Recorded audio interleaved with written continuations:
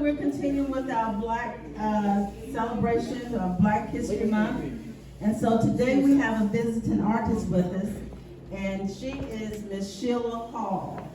And her artwork is S.J. Hall and Design. And so she's going to come, and we're having Meet the Artist. She's going to tell us a little bit about her and her work today.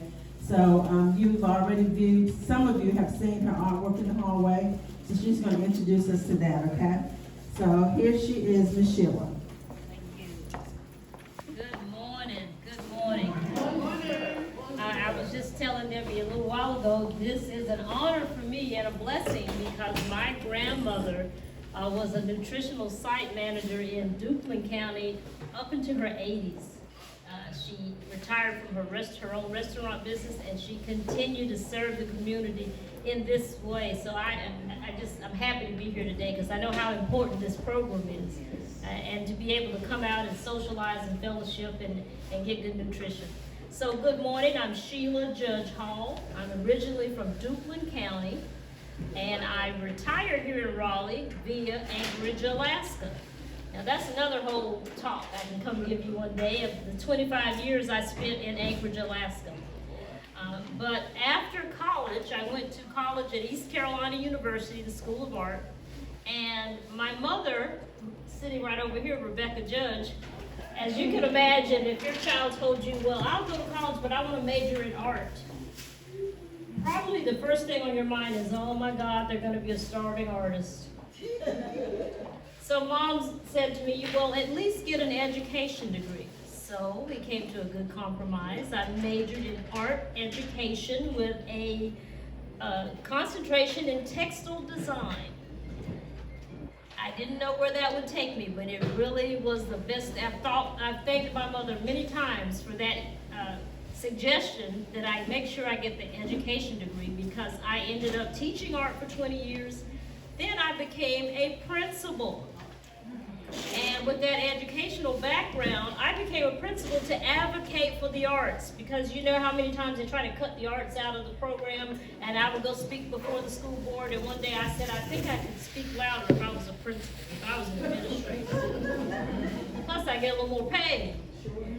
So one day I came home with paint on me and I was worn out, and my daughter said, Mom, I remember that day. You said, I've had it up to here with paint. I'm gonna be more than an art teacher. And I got my degree and became a principal and later an administrator in that district in Anchorage, Alaska. But all during that time, I used art as a motivator. I would use art to keep students in school, to keep them interested. I moved back to North Carolina for 5 years when I was catching that husband I was going to take back.